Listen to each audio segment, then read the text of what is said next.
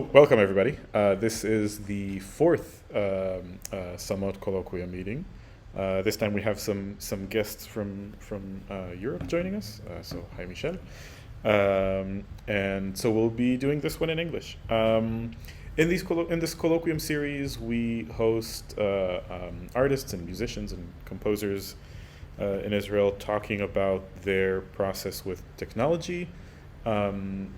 Either from a sort of a craft and a kind of technical standpoint, and or from a theoretical point of view on how the technology kind of affects the work, or what part does it take in the work.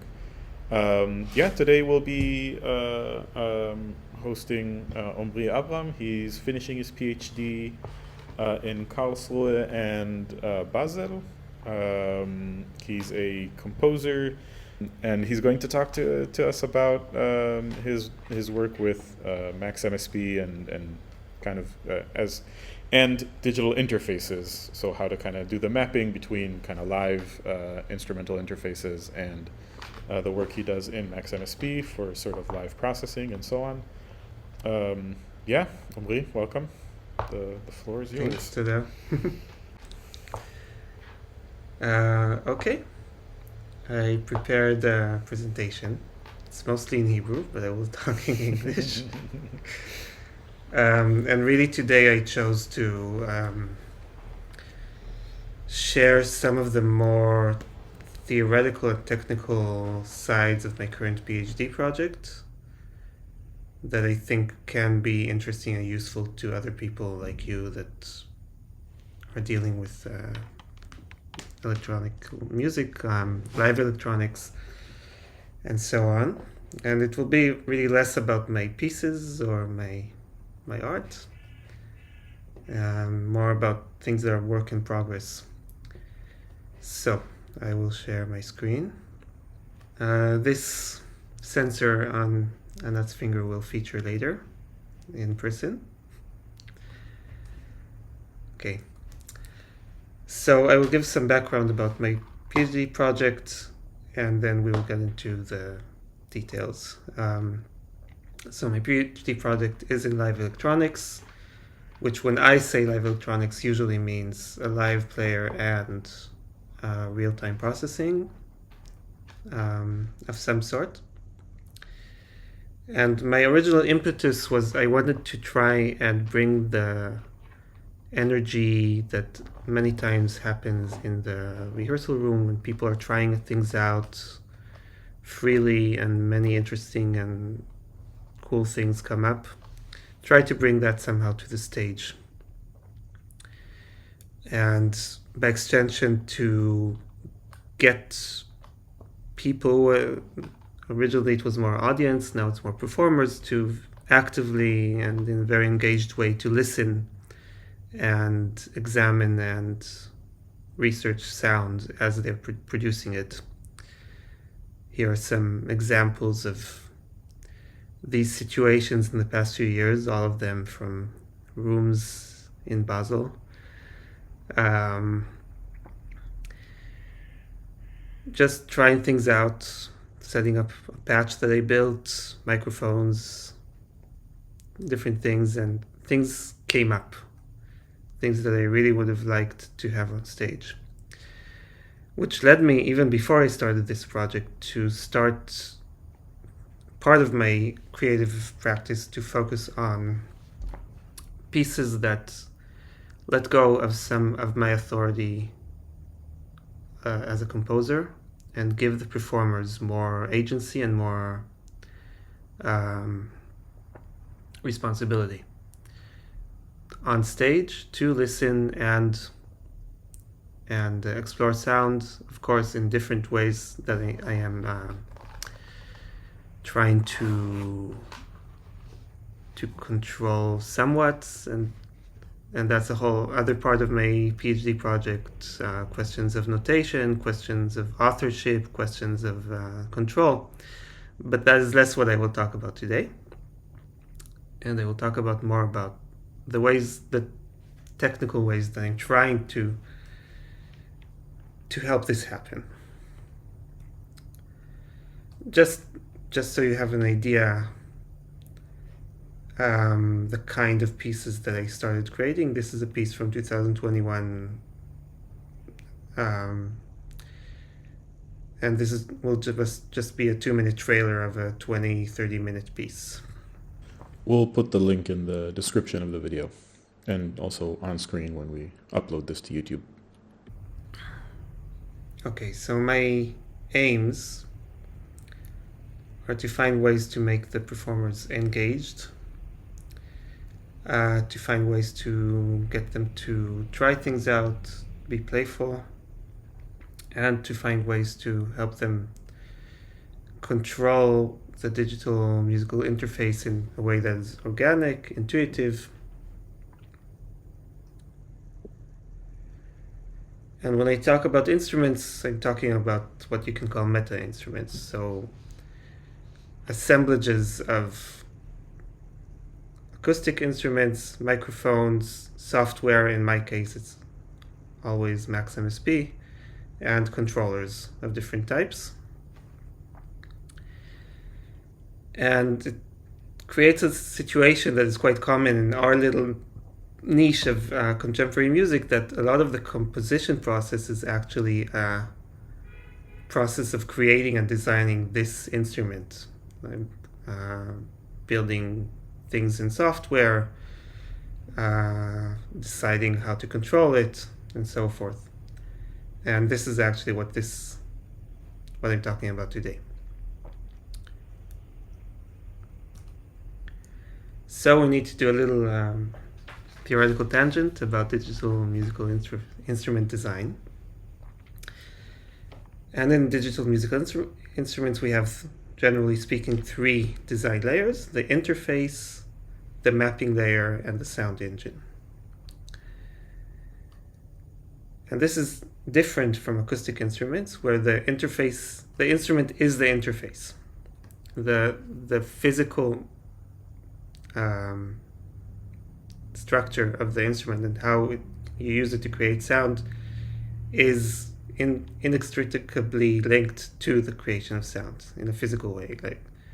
That is, of course, very clear with bowed instruments, wind instruments. You could say maybe about a piano that's somewhere in between, but still it's all mechanic, it's all laws of physics.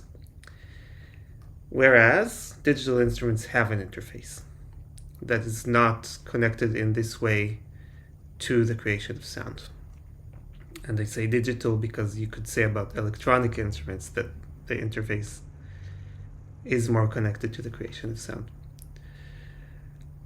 And the mapping layer, which is the one connecting the interface to the sound engine, is in principle completely flexible and completely arbitrary. You can decide to connect the interface to the sound engine in any way that you would like. And the mapping is very important, actually, because as Jensenius said, he has a good book about this whole thing, it is responsible for the experience relationship between action and sound.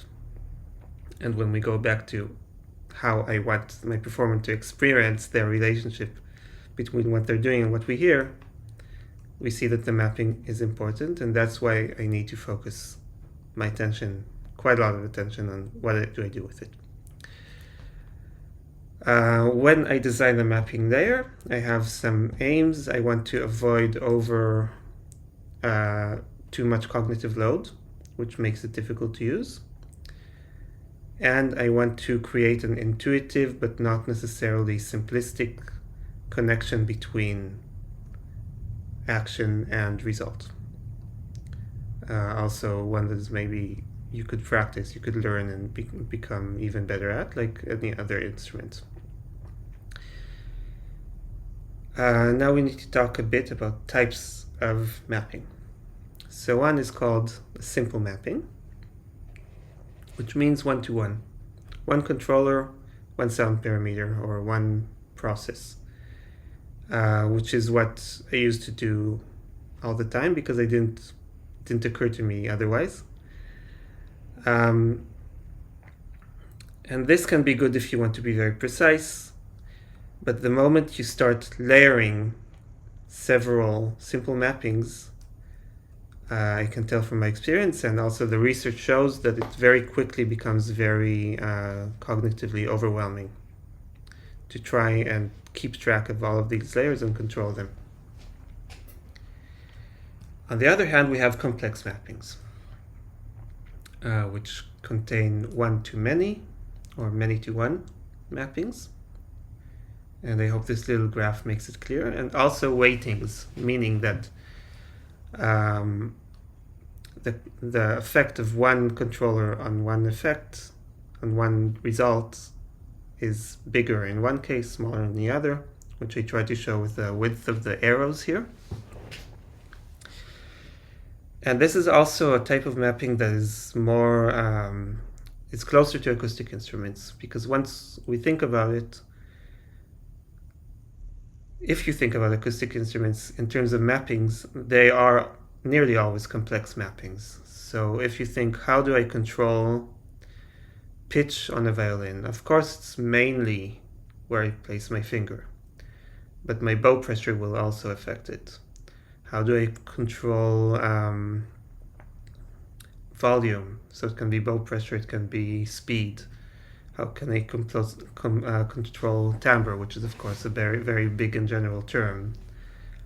It can be the pitch that I'm playing, it can be where I place the bow, how fast I move it, with how much pressure, and so on and so on. And this is true, of course, of other acoustic instruments.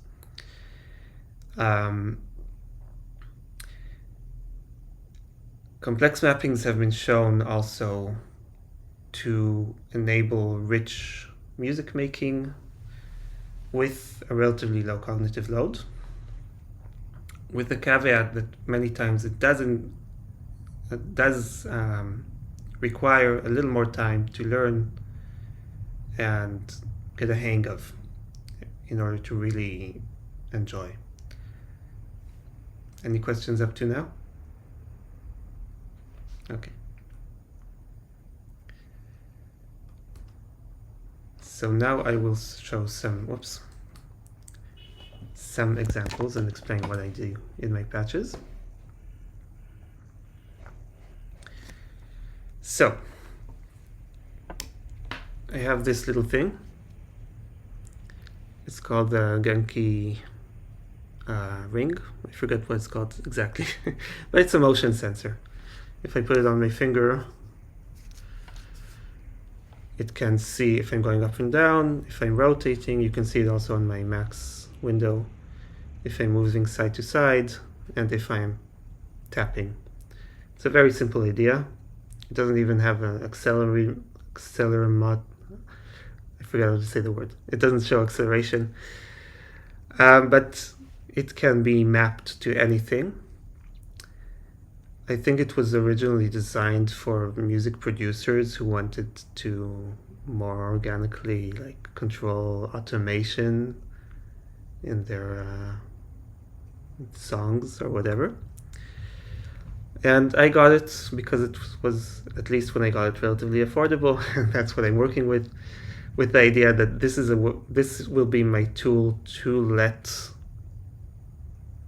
anyone using this interface that I'm building, sometimes it's performers in my pieces, sometimes it's myself, potentially other people, to intuitively and organically control sound processes and be engaged and examine sound. So show some examples of what I'm using it for. And indeed, a lot of my energy building this patch went towards building the control interface. This is not what I wanted. There we go. So for instance, this is a patch where I take the spectrum and do relatively simple things to it. So here, for instance, you see that I can divide it into two parts. And I can change their amplitude or transpose them. I'll start with a different example. Here I take the FFT bins, even and odd bins, and treat them separately. I prepared some musical samples. They're going to loop in an annoying way, but I hope you're fine with that. So what you see here is an interface. Can you see my cursor when I show stuff? Yeah. In which I decide what controls what to what extent. So these are tilt, rotate, span, and so on are the names of these different movements with my hand. And I set it up so if I tap,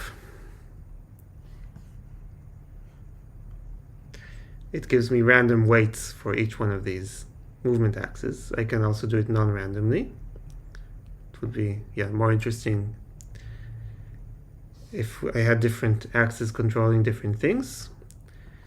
I can also add in a little bit of other things, so it's a complex mapping. And what we're hearing is a flute sample, which I am manipulating. I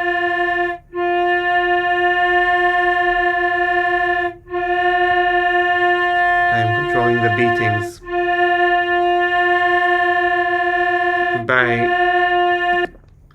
by transposing different parts of the spectrum like this. That's just one example. We can listen to a gong, divide the spectrum in 3 parts.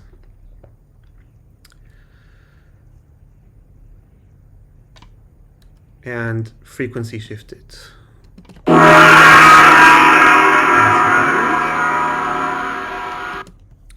One more thing.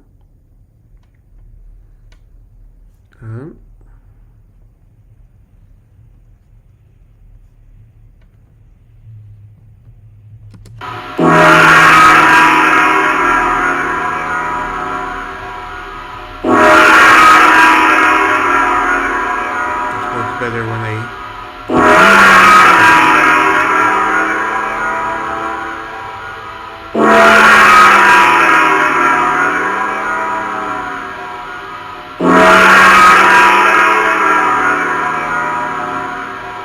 These are just some small examples. I'll do one or two more. I have another subpatcher here that is about pretty simple filters that I apply. And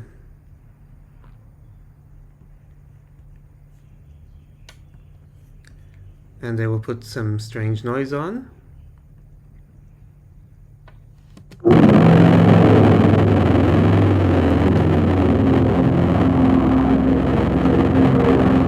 Doesn't come through very well on my speakers, but these are formant emulating filters.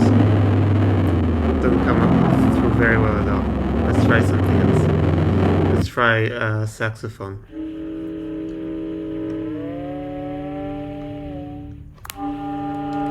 Now I'm making a saxophone sound a bit like a human voice.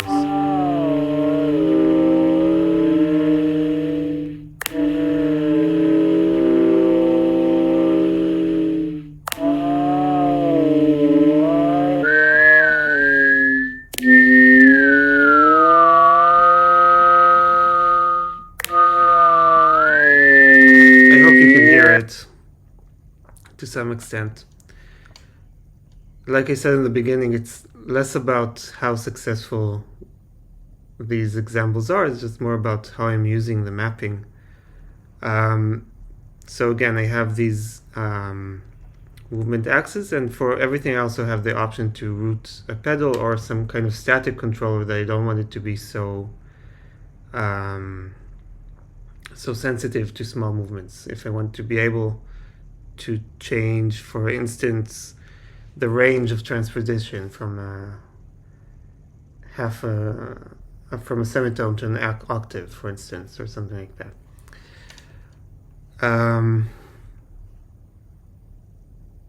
Enough of this. Any questions up to now? I have a question about how the audience perceive these mappings, because what I experienced when I mean, I also see you in a little box, and the ring is even smaller. So my perception of your movement is limited. So is this something that you think about? How do you convey the experience that the performer has to the audience? So in some of my pieces, I have them play and move at the same time. So maybe we can go back and see that trailer of my piece. Because they are playing wind instruments and they need to create movement. So one of they have no choice but to move very much in a way that looks almost choreographed and shows that I hope that they are affecting and exploring the sound and the way they are affecting the sound.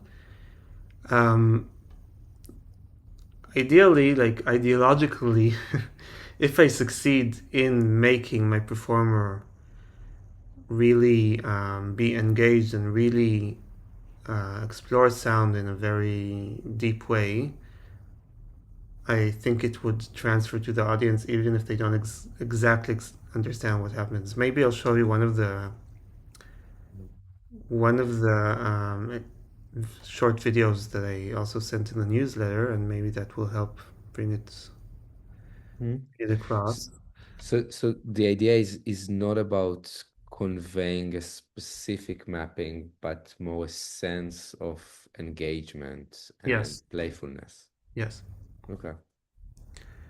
We can see this now, and then I'll show you another thing.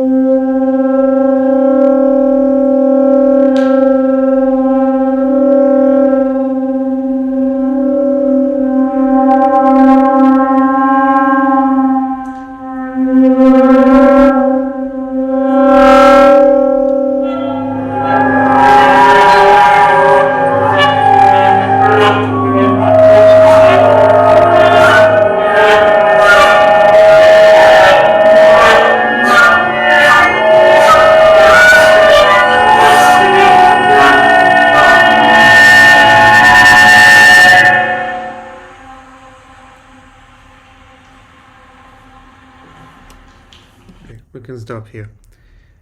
I think you could already see also big movements, but also there was one part when I was doing this and was very obviously affecting what we hear, I think.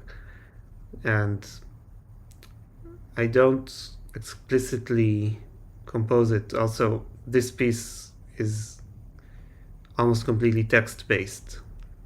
It's very open what they do. But I think it shows. I think the audience sees, and I hope it intrigues and draws them in. You know, you can never completely control what the audience experiences. Yeah, you can definitely see that they are controlling something. I was wondering about what is that they are controlling, if this is also something you want to convey. But if it's a more general sense, then I think it definitely comes I through. think it's a spectrum. Sometimes it will be pretty complex what's going on, and sometimes it might be like a very specific thing happening, and then you can really connect the movement to what you're hearing. Give me a moment to find the other thing.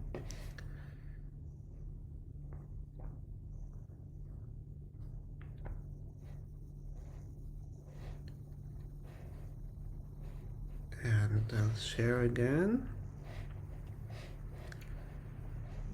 So now you will see Chris Moy, which I think at least 3 of us know, a guitarist in Basel, exploring this patch.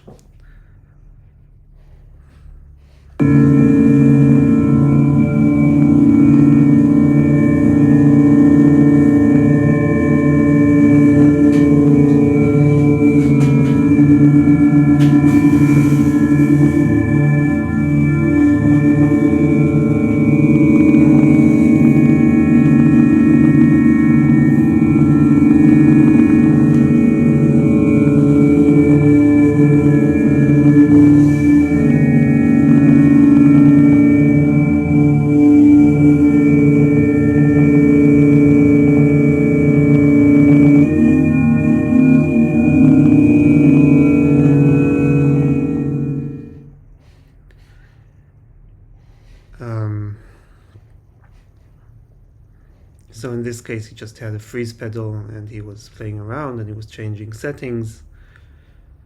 I hope it's evident that he's engaged and interested by the result, and by extension that maybe other people will be engaged by it.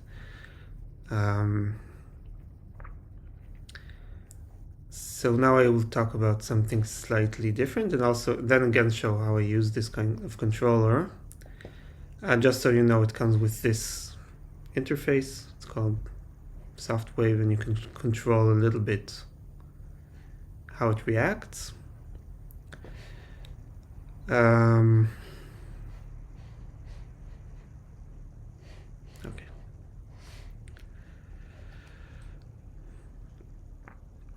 The next thing I wanted to talk about is the idea of non-linearity, which is also an idea that, generally speaking, is taken from acoustic instruments, and in ways that I will explain can help also make the interaction with digital instruments interesting, engaging, and all of that. So what do we mean by nonlinear behavior? I'm not a physicist, but generally speaking, in acoustic instruments, especially bowed and wind instruments, there isn't always a direct one-to-one linear relationship between action and result. One of the most intuitive examples is overblowing in wind instruments. You can increase your wind pressure and nothing will happen, and then you will increase it some more and suddenly something will happen. And that has to do with the interaction of nonlinear elements like pressure in winds, so it will be pressure, speed, and stuff like that, with linear elements, which is the tube. Again, I'm not a big expert, and it's less relevant exactly why it happens. But the bottom line is sometimes results are not linearly proportional to the input. And some terms that can be useful if you're interested in this is hysteresis. Hysteresis, yeah. When the system's output is affected not only by its input, but what came before it. The most intuitive example for me is driving a car. You need to turn it. How much you need to turn your wheel has to do with what you were doing before. If you're slow, if you're fast, so on. Variable rates of change, that's the overblowing example. And also boundary points, so places where things change suddenly, or places where things suddenly become much less stable. These are all types of things that come with nonlinear behavior. And what's relevant for me is that trying to implement these ideas can find kind of a sweet spot between things being engaging, surprising, encouraging exploration, and on the one hand, but also not being random on the other, like being learnable, being things you can practice, things you can more or less expect what will happen. And I didn't invent this idea. There's a very interesting paper about it that really checked this with a bunch of musicians. Some of them were professional improvisers, and they tried this idea of a linear interface versus a nonlinear interface, and reached really good results in terms of musical results and engagement with a nonlinear interface, which used the idea of chaotic attractors. Again, I will not get very deep into this. I'm not a mathematician, but this is a phenomenon in math of systems of equations that create these patterns where things have some type of predictability to where they will go, but the tiniest change in the initial conditions will give you very, very different results. And this is a very fascinating field. You can watch hours of YouTube about it just on the theory. How is it relevant to me? I will be using this idea that that some changes, no, I have to say also, tiny changes can create big results, and they can also create hardly any result. So this gives me this type of situation where there are boundary points where I can kind of expect what will happen sometimes I will be surprised, I can explore it. And so I will show you thing I built, also not only by myself. I used a very good YouTube tutorial, but I implemented one type of chaotic attractor in Gen, which you can see is a relatively simple set of equations.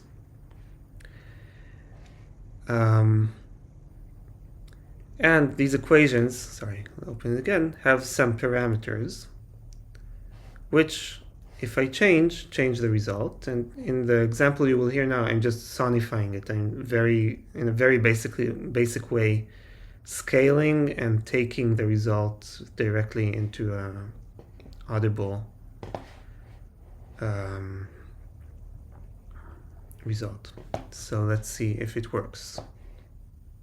Oh, wait, I need to turn something else off.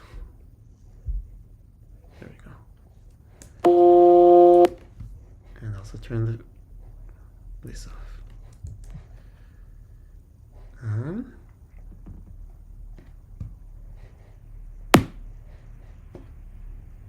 1 second.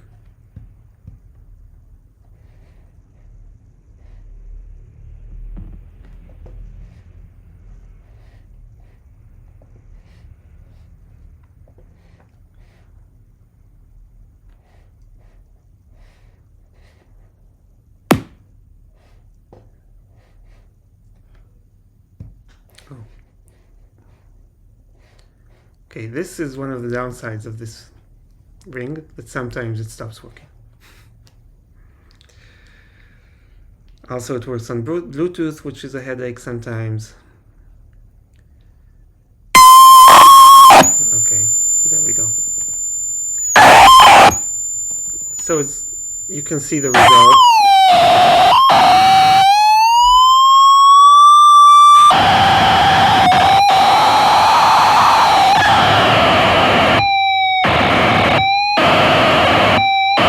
Right now I'm getting these very noisy moments and these very stable moments.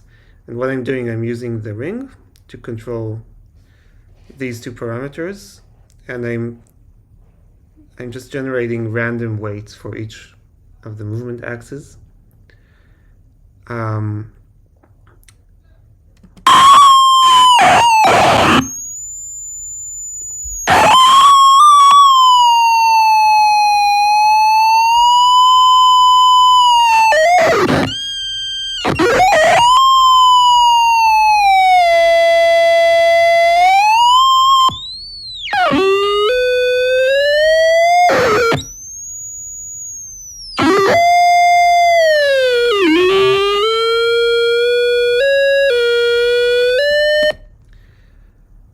It's quite fun. When I gave it to some other people, they play around with it for a very long time. I don't know how engaging it is for the person listening, but at least for the person making the music it is. And again, this is also just a concept that can be taken in all kinds of different directions. I'm also exploring how to use this to control other things. For instance, you can see I'm extracting the pitch, turning it into a number and trying to control other patches with it. It's not working very well yet, but that's one idea that I had.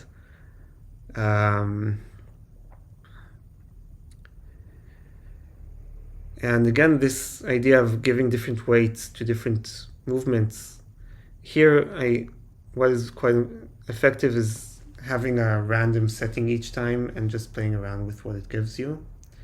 But I can say that it is very engaging and fun to explore how the movement controls the audible result.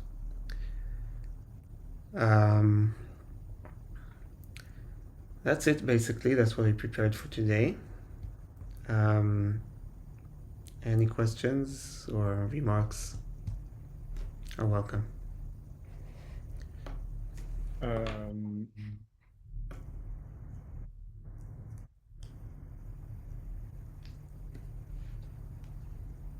Yeah, Sorry, can you hear me? Yeah, so I hope you hear me. Thank you very much, Omri. Although I couldn't read the slides, but I could absolutely follow you. And just now, after this example, maybe also in comparison with the example before, came a bit the thought up into me because the one thing is in a way that it's a hybrid instrument, or it's an extension, or it's something that is somehow very much connected with your playing on your instrument and somehow extending the range of control or of, yeah, let's say it in a very neutral way of sound production. But just here, when the system becomes more and more complex, it may also lead to a kind of dissociation. I don't mean it negatively, I mean it more as a kind of different mode, where the system is in a way not an extension of you, but is a partner, is something you interact with more as a kind of third person or second person. I just thought a bit about this very early experiments by George Lewis with Voyager, where somehow the system reacting in a certain amount of predictability, but also unpredictability, or suddenly the system had these kind of turning points where the system completely went into opposition.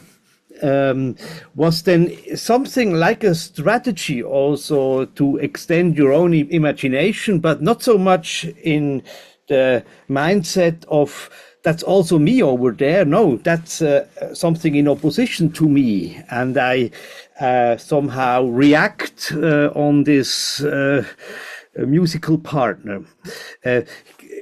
I hope you understand what I mean. Can you also confirm that this is a kind of a spectrum, I would say, between somehow regarding it as something purely personal or coming from yourself, or also that suddenly you come in a mode where it's a kind of opposite partner, a duo partner?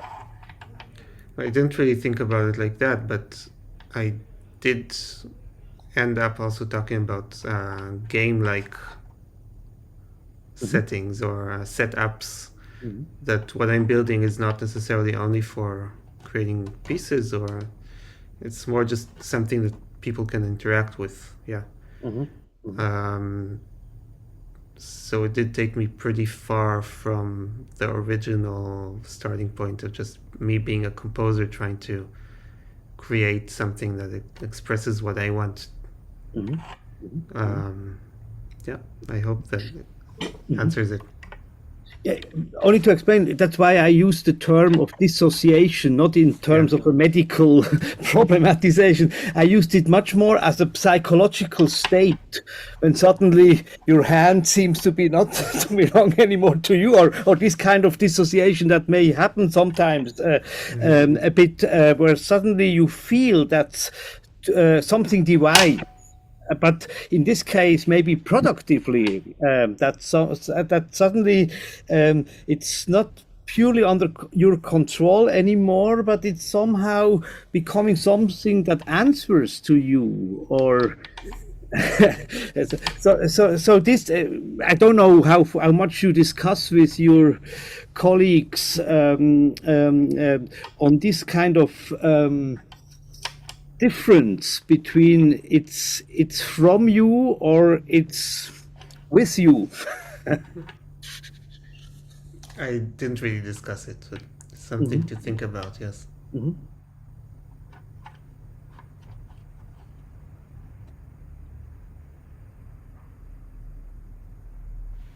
Hello, may I? Yes. Yes. Yes. Sorry. First of all, congratulations for your presentation. I really enjoyed it. So I'm a very new in the electronic music, and I start using the wave ring as well. Oh. So there's a reason that I have some interest in your project, and a question that I would like to know, if you allow me to ask this. I know that the Wave as a software, as you show in the presentation, sometimes stop working. How do you solve the problem? I completely avoid to use the soft Wave because it already give me trouble to control the things. So I put everything in the max. Do you think is a good approach, or I'm very recent and in this field? Sorry. What do you mean you put everything in the max? So I put the CTLR in with 16, a MIDI input with the 16, 17, and 18. I think that is in the manual of the Wave is saying to use in other DAWs. So I put that on the max, and I control everything on the max. Do you think is a good idea? Yeah, I think you just gave me a good idea. Yeah, because when I start working with, it's always crashing, so it's annoying to I don't know how to start again the thing, and I could in my head I asked something is wrong with the software. But maybe you can just mute yourself because I hear an echo. First of all, for me it works to turn the ring on and off. That's not a good strategy. Actually, I will check what you said. I didn't realize I can bypass soft wave. I was lucky enough that in performances where we used it, it didn't crash. Other problem is the Bluetooth. If it's very sensitive to distance and sensitive to other Bluetooth devices. So in the two performances of my piece with the duo that you saw a little bit, I actually set up a second computer on stage to be the antenna and connected it to my computer via Ethernet. And we asked all of the audience to turn off Bluetooth in their phones. And it's not ideal. I mean, if this worked on Wi-Fi, it would, I think, be much better. And I am not aware of a similar product that is easily that you can easily get. If some people build their own things, I'm not that type of person. Although I think it's not supposed to be too complicated to build such a thing. I know Volker Böhm did that. He's also from Basel. So I don't have a good answer for you. But I will check what you said about connecting directly to Macs. That might be helpful, even though I'm not sure if the problem is in the softwave or the ring itself sometimes deciding to stop transmitting. Yeah. May I ask where are you based? What do you do? Yes, I'm based in Portugal. Mm-hmm. And I play the saxophone. And I'm trying to use the ring and other devices already in the market, not buy one for myself and create an augmented instrument, but use the controllers to manipulate the sound of the saxophone in real time, as you are doing in the Duo. That is absolutely amazing. So I'm trying to use this controller, mainly motion controllers, because as you said in the presentation, as a wind instrument, I always use gestures. Mm-hmm. So, and it's very common to use the X axis and the Y axis in even the pen, the rotate is very common to use that. And yeah, I'm trying to use another controller that is Flex Drill from Bella Instruments. That is a kind of touch bar, and another one that is quite similar to this one, that is Grip Beats. But I didn't start already to use it. I have it here. It's a kind of, if you allow me, it's this. Mm-hmm. It's the kind. This is in this is we have here the accelerometer and gyroscope, and this has some buttons to use. But I didn't start use it. But it has. I think it has the same problem, that is the Bluetooth connection. Mm-hmm. So I'm very young on this field, so I'm struggling, and I'm start thinking about use a pedal to move the score, and this could happen at the same some interference with the controller. No, probably, as you use separate computers and just check the audience as the Bluetooth off. Yeah. Yeah. What I'm doing is relatively primitive. Some people are developing, their bows with accelerometers in them, and it's just the way I'm exploring this. And the main good thing about this for me is that it's just easily available, and easy to set up. I just ordered it online, got it after 2 weeks, and started playing with it. Yeah. But thanks for joining us from Portugal. That's very cool. I was just there in Porto in the World New Music Days a few months ago. You enjoyed Porto? It's a beautiful city. Yeah. Yes. I'm in Lisbon now at the moment, but yeah. Also beautiful. There's not that any manufacturers are listening to this particular discussion. We'll be uploading all of this to YouTube later, by the way, but still I suspect that gadget manufacturers aren't going to be listening in. But there is some sort of, the whole Bluetooth and Wi-Fi thing. I mean, we've already solved it for Stageworks with, little radio transmitters for microphones and in-ear kind of things and so on. I don't know. I just hope more of these sort of digital instrument kind of interaction gizmos kind of ditch Bluetooth, because it is so unreliable. If anyone does that, they have at least 5 sure customers. Yeah. I suspect more. Yeah. The fact that it's Bluetooth means that also that you cannot have 2 at the same time. Actually, you can. You can? You can set up a few in Softwave. Oh, okay. I mean, that's what I do in my piece for the Duo. I have 2 of these. There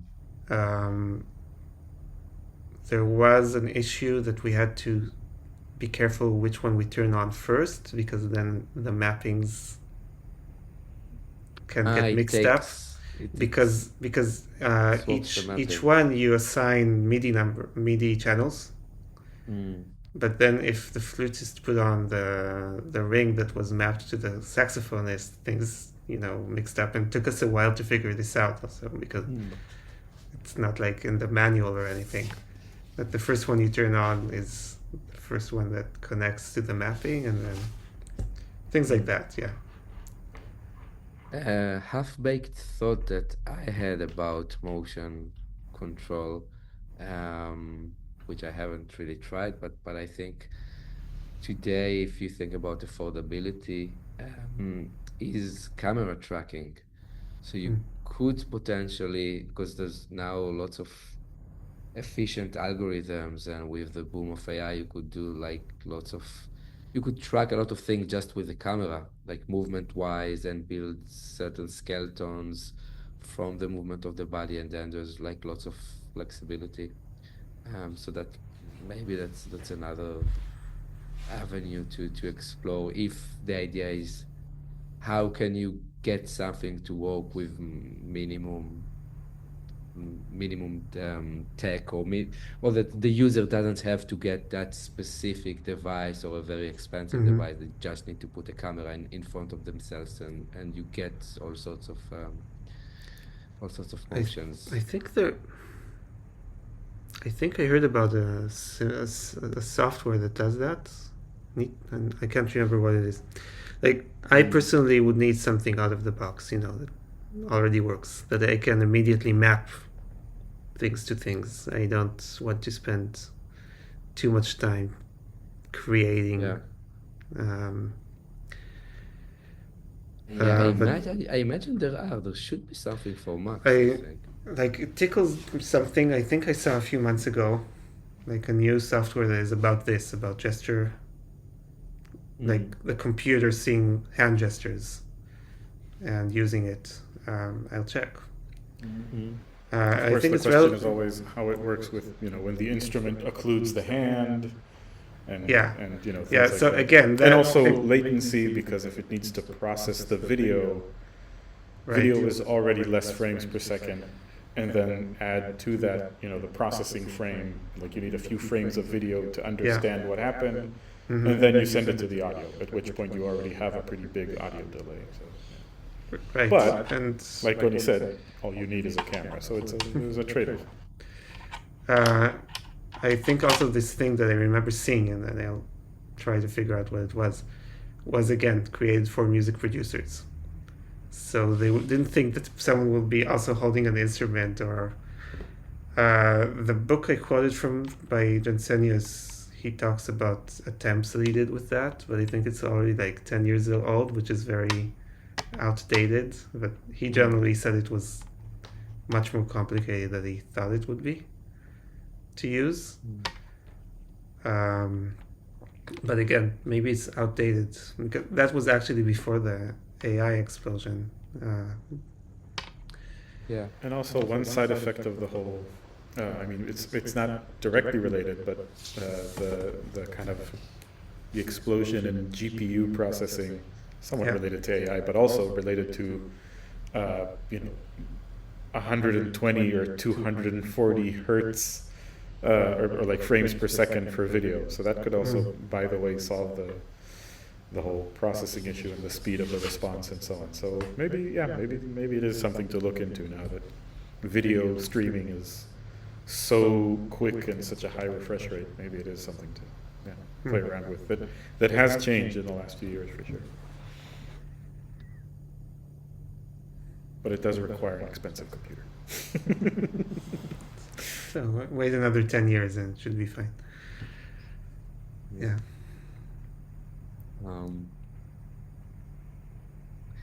Do you have any thoughts or insights about the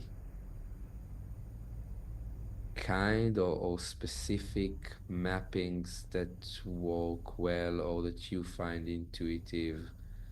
With specific sounds or specific sound processing that you've found that this works well, this works not so well. I can't really bring something up just like this. I mean, it's very specific to each situation. You saw my patches had some presets that I saved. It's like a moment, oh, this is nice, oh, this is nice. I can share an anecdote that usually the rotate motion, people find it more intuitive because it's like turning a knob. So I guess it's more ergonomic. This is the least. Really, this is not so. I mean, it could be useful if the whole body is moving. Like I use that a bit for panning, what was usually quite effective, but also kind of simplistic. To move this and then the sound moves this way and the other way.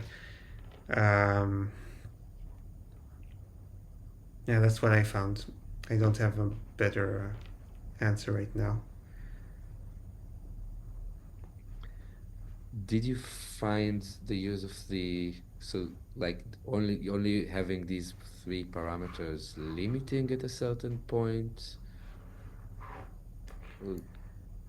It's not parameters, it's movement types. Movement, okay. I mean, the thing with complex mappings, you can control different things with the same movement. You can give it different weights. I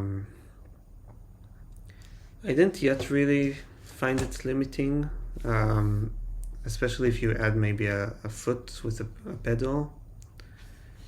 I'll be honest, like one of my aims was maybe also myself to kind of perform with this, or something I never really did by myself, perform improvised live electronics, and then I would be more smart, I suppose. Also, there are many moments where you just go to the trackpad and choose a preset, or it's not only this, it's not, but in principle maybe it can be a player just on stage far away from the computer screen. Another thing that I found with people is that they don't like being completely blind visually to what's going on. They like to have some kind of visual interface showing them like the spectrum or what is on and what is off. Even if I think that the audible result is quite obvious, it helps people to have a screen. I do hope to avoid, sometimes you see, like in live coding or just live electronics, people very much in the screen with all of the flashy colors and stuff. I hope that it's not like that. It's just like something to help, but not the main thing. Because my main aim is for people to listen. But in some of the earlier trials that I did, when there was no visual presentation, no spectrogram, no something, people found it too disorienting. Like you need something to hold on to.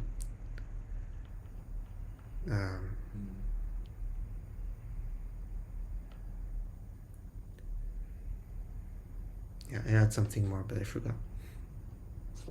I wonder if once you don't think about it as parameter to parameter, so it's not like x-axis to whatever, but you start thinking about these. The simplest example, the tap. So that comes out of the box with this particular device, but there's all this discussion of actually the raw input from the device goes through some processing to identify gestures. So you can identify like a jab. Someone goes forwards and backwards really quickly, and now you just call that a jab, right? And so now you start having a library of a tap and a jab and jumping, whatever. I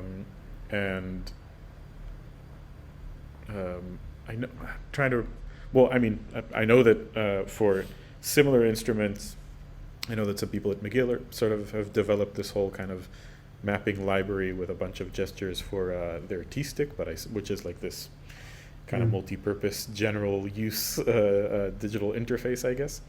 It's just like this tube with a bunch of sensors in it. But I suspect that's easy enough to kind of break apart and put back together for other uses and with other instruments, with other devices. Is that would that be interesting, or are those sort of, is there something in a way more limiting about categorizing this, like, oh, that's this motion, is there some, because it seems like right now there's something nice or that you enjoy about that kind of, you're in this weird open space and you just kind of move your hand and find out what happens, whereas trying to do, like if you do this motion then this happens, is maybe not exactly the type of interaction you want. I don't know, but does that, the question is unclear, but yeah, I think I get it. It could be at some point. Mm-hmm. Right now, my aim is not to cause my performers to have to learn too much new stuff. And to make it quite intuitive. But when it develops further, when I actually start like composing some kind of pieces using this interface, maybe something will come up and they will say, I want them to be able to trigger something more specific with a specific gesture. And then I will have to figure out how to do it. One more thing I'll just throw out there, just the name kind of popped into my head right now, is Wekinator, which is this sort of very lightweight machine learning kind of thing where you just give it all the inputs that you want and all the outputs, and you can give it categories of, I think you have two different categories of, is it this or is it that? So like, did a jab just happen? It's just kind of a yes, no, and it tells you yes or no, and continuous parameters. And then you can give it a bunch of examples. So if you want to, for example, teach it not just X, Y, right? But you want to teach it, is the motion frantic? That's the idea you have in your head. And so you do a bunch of frantic motions and you tell it, and then you just, as you record the input, you can go in and say, okay, now it's high, now it's low, now it's high, and then it learns that. And now it's like, okay, I know what frantic is. And now you do something not exactly like the example you gave, and if after a very short number of examples, it can generalize pretty well for these categories that you sort of teach it. And I know I haven't used it. I remember the person presenting on it saying you can also just kind of teach it just as you're playing. You just kind of give it a little bit of sort of kind of error correction, as it were, and then it just learns as you go. I forget exactly how that went, but the whole thing is it's sort of you in the loop, and you can do it just for one concert. Teach it something that you feel is relevant for that stage, for that performer with that instrument, and then just have it learn those either parameters or kind of yes no sort of gesture recognition. Yeah, I don't know. One other thing to look into. I think I'm me, actually sorry. just to say, I'm actually a very old-fashioned person. I'm not dabbling in machine learning at all yet. Well, but this is sort of the kind of the packaged version of machine learning, where you you download the software, you give it the inputs and the outputs. Yeah, I'll probably end up at some point succumbing. Yeah. I wanted to say that I think the benefit of Yuval, what you said, and this is also something I've been thinking about, is the semantic value of the gestures, which is another dimension that you can work with in composition or in performance, in a way to generate meaning in the performance, because so doing this is one kind of, you're in this undefinable space, but doing a tap is a very clear, regardless of how it is, then, I mean, not regardless, it is important how it is then mapped to sound and what is the sound result of that. But the gestures have also meaning that you can work with in a performance. It's like another layer. And then there's the connection between the gesture and the sound is more than the mathematical or the kind of more technical one-to-one mapping or many-to-one or one-to-many, but it's a specific idea that is connected to sound. Like if there's like stop, there is some sound. maybe it's one-to-one conceptually, but in reality you use multiple parameters to create the sound of a stop. Yeah. Whatever that means. So I think this is, for me, it's really interesting, and I think exploration of this would be very fruitful. Yeah, I just agree. wanted to confirm. In some of the sessions, it came up that it can be fun, like to make hand gestures, like speaking something. And then the question is if you really assign specific sounds to it, or just have an interesting enough mapping or setup that whatever comes out is interesting, you know. So, but then the focus comes a bit more to the choreography, and then the sound is kind of, it's connected, but you're not really controlling what happens. But you could also take the approach of somehow teaching the system gestures. I mean, it could be. I'm just now thinking about sound painting, Walter Thompson, where it is like, conducting is effectively motion control, gesture control. And with sound painting, you might create an electronic sound painting orchestra, where the performer, or maybe even in an installation setting, the user is the one doing all the triggers, and then this electronic orchestra produces the sound according to some language that you develop. I don't think it's necessarily makes sound subordinate to the motion. I think in that context they are kind of on the same level. Yeah.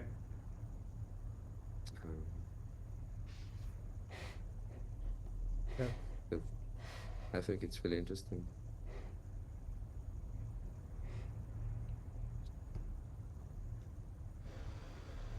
Okay, any other questions before we wrap up? Cool. So thank you very much for coming. It was nice to have some guests from far away today. Thank you, Omri, for presenting.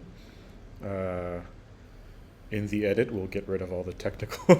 We'll skip the technical difficulties. All technical wizards. Yeah. We'll. I mean, I don't think I'm speaking only for myself, but it'd be nice to put up some of these improv sessions in some kind of show here in Israel, which we haven't had the chance to do it. I don't know if you've put them on so far, but the recordings don't seem to be from here, and I don't remember seeing this in any concert program yet, so that's something to look forward to. Okay. Thank you all very much for joining. Our next colloquium will be in mid-February. We'll try to update the YouTube video description with whatever the next dates, and on Facebook and everywhere else in our newsletter and so on. Thank you for joining, and thanks. Have a nice rest of your evening. Thank you. It was a pleasure to see you. Thanks, Michelle, for coming. Bye. Bye. Thank you, Adam. Bye-bye. Thank you so much.